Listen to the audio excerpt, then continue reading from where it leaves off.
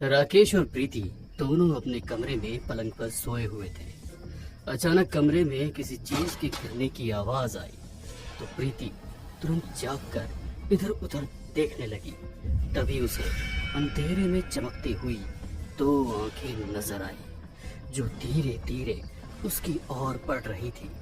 डर की वजह से उसके मुंह से आवाज भी नहीं निकली। तभी वो काली आंखें काली बिल्ली के रूप में उसके सामने थी।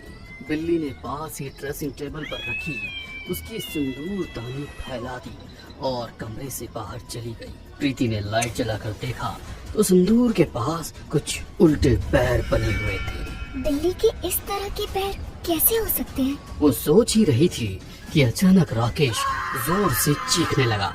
वो अपनी जगह पर बैठा हुआ था, उसकी आंखें बंद थी, उसे सांस लेने में तकलीफ होने लगी। अचानक ही उसके चेहरे से खून आने लगा।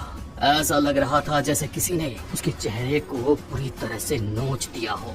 ये सब देख प्रीति डर गई। राकेश क्या हुआ है? तुम होश में हो? ये चोट कैसे लग गई? मगर राकेश को कोई होश नहीं था। उसके हाथ मुड़कर आड़े टेढ़े हो गए थे। उसके मुंह से चीख निकल रही थी, बचाओ बचाओ, अरे कोई मुझे बचाओ, कोई है? वैलेंटाइन डे के दिन सभी अपने लिए सोलमेट तलाश कर रहे थे। यार मैं तो प्रीति को प्रपोज करना चाहता हूँ, ना जाने वो मेरी बात पर कैसे रिएक्ट करेगी। करके देख ले, यदि वो भी तुझे पसंद करती होगी तो हाँ कर देगी। दोस्त के कहने पर विशाल प्रीति के पास पहुंचा और खुद घुटनों पर बैठकर रोज देकर प्रपोज करने लगा। मगर प्रीति ने साफ मना कर दिया। कुछ समय के बाद उसकी शादी राकेश से हो गई। मगर विशाल अभी भी प्रीति को नहीं भुला पा रहा था। एक ही दिन प्रीति की याद में शराब के नशे में धुत विशाल उसकी यादों में रो रहा था। प्रीति, ये तुमने मेरे साथ ठीक नहीं किया, मैं तुमसे बदला लेकर रहूंगा। बदला? मगर कैसे लेगा? चल मेरे साथ। दोनों शराब के नशे में धुत शमशान के अंदर पहुँचे, जहाँ पर गहरे अंधेरे में केवल जलती हुई चिता थी। अंधेरे में वो आगे बढ़े। एक चमगादड़ उड़ता हुआ उनके सिर पर से निकल गया। उनकी निगाह जलती हुई चिता के पास गई, जहाँ पर एक अघोरी उसके पास बैठा तंत्र पूजा कर रहा था। चिता के पास चौकोर घेरा बना हुआ था। एक कटोरे में खून रखा हुआ था, काले कपड़े की बनी हुई गुड़िया और पास में रखा हुआ नींबू जिसमें सुई गड़ी हुई थी। तांत्रिक मंत्रों का उच्चारण करने लगा और कुछ देर के बाद उसने नींबू में रखी हुई सुई निकालकर उसे काले कपड़े वाली गुड़िया के हाथों में चुभाने लगा। उसके हाथों में से खून निकल रहा था।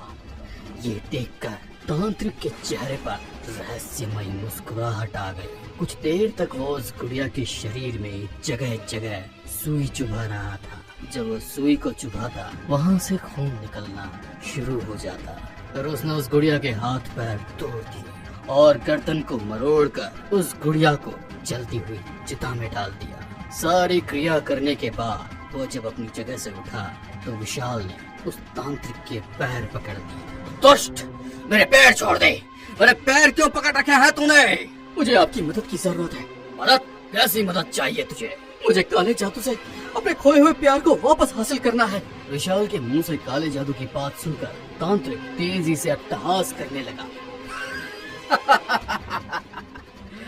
तुम आजकल के लोगों को लगता है कि तंत्र साधना बच्चों का खेल है। मैंने इस साधना को सीखने के लिए अपनी पूरी जवानी शमशान में बिता दी। वैसे भी दूसरे का बुरा सोचकर की गई तंत्र साधना हमेशा गलत नतीजा देती है। कहीं ऐसा ना हो कि उसका बुरा असर तुम पर ही हो जाए। विशाल अपनी जेब से ढेर सारे पैसे निकालकर तांत्रिक को तुरंत दे देता है। ये तो सिर्फ नजराना है। यदि आप हाँ कर देंगे तो मैं आपको और कई सारे पैसे दूंगा जो आपको तंत्र साधना करने में मदद करेंगे। मेरा काम तो आपके लिए बाएं हाथ का है ना? पैसों से मेरी विद्या का अपमान कर रहा है मूर्ख। कहते हुए उन्होंने तुरंत अपने हाथ से विशाल के कुछ बाल उसके सिर से खींचकर तोड़ लिए और फिर कुछ तंत्र मंत्र पढ़े और पास रखे नींबू में वो बाल लपेट दिए। जैसे ही उन्होंने बाल को नींबू पर लपेटा, नींबू के ऊपर सुई लगने लगी। उसकी चुभन का एहसास विशाल को हो रहा था। वो हर बार जोर से चीखते हुए तांत्रिक से माफी मांग रहा था। अब एहसास हुआ तंत्र विद्या क्या होती है। मानिए, मैं आपकी तंत्र विद्या की ताकत को अच्छे से मान गया। मुझे मेरा प्यार दिलवा दीजिए, सारी जिंदगी आपकी गुलामी करूंगा, यकीन मानिए। विशाल की बात सुनकर तांत्रिक हंसने लगा और बोला, जा, जिसे तेरे रास्ते से हटाना है उसके बाल और शरीर पर पहना हुआ कपड़ा लेकर आने वाली अमावस्या पर आजा, तेरा काम हो जाएगा। विशाल को अब राकेश को अपनी जिंदगी से हटाने का रास्ता तो मिल गया था, मगर राकेश के बाल और उसका कपड़ा कैसे हासिल करे। वो पब में बैठा यही सोच रहा था कि उसने देखा प्रीति और राकेश दोनों एक साथ उसी रेस्टोरेंट में दाखिल हुए। डिनर करने के बाद जब पेमेंट करने की बारी आई तो राकेश का पर्स उसके पास नहीं था। किसी पॉकेट मार ने उसका पर्स चोरी कर लिया था। होटल का मैनेजर उनकी कोई बात सुनने को तैयार नहीं था। ऐसे में विशाल आगे आया और उसने उन दोनों के बिल का पेमेंट कर दिया। राकेश और विशाल की दोस्ती की शुरुआत हो चुकी थी। अब दोनों अक्सर पब में बैठकर शराब पीते। एक दिन शराब ज्यादा हो जाने के कारण राकेश का किसी से झगड़ा हो गया। उसी हाथापाई में उसके कपड़े भी फट गए। विशाल तो इसी मौके की तलाश में था। उसने तुरंत उसकी शर्ट का फटा हुआ कपड़ा उठाया और बाल खींचकर अपनी जेब में संभाल कर रख लिए। कुछ दिनों बाद जब अमावस्या आई तब वो सब सामान लेकर उसी तांत्रिक के पास शमशान में पहुंचा। तांत्रिक पहले से ही उसका इंतजार कर रहा था। आज शमशान में कोई चिता भी नहीं जल रही थी, इसलिए तांत्रिक ने शमशान के बीचों बीच एक हवन कुंड जलाया हुआ था।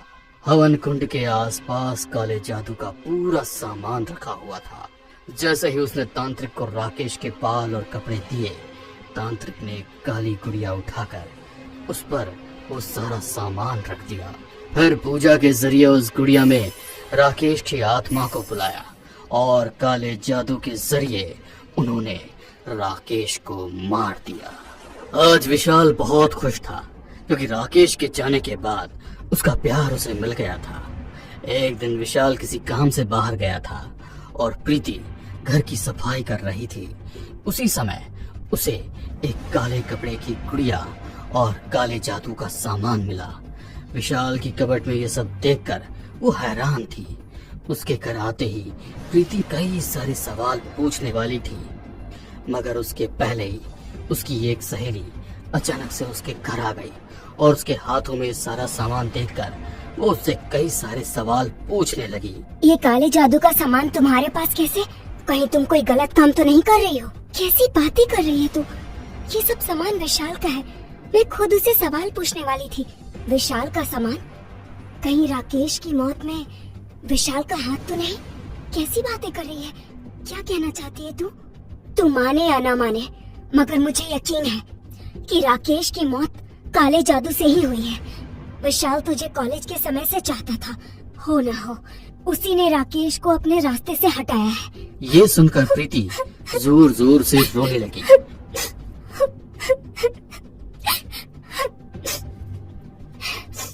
मुझे तेरी मदद की जरूरत है।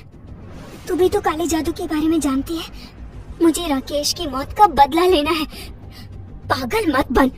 विशाल अब तेरा पति है, मगर राकेश मेरा पहला प्यार था। सहेली के समझाने के बावजूद जब प्रीति नहीं मानी तो सहेली विशाल पर काला जादू करने के लिए मान गई।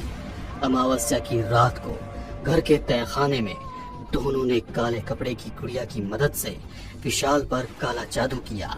जिस तरह राकेश तड़प तड़प कर मरा था, प्रीति ने ठीक उसी तरह गुड़िया को टॉर्चर किया।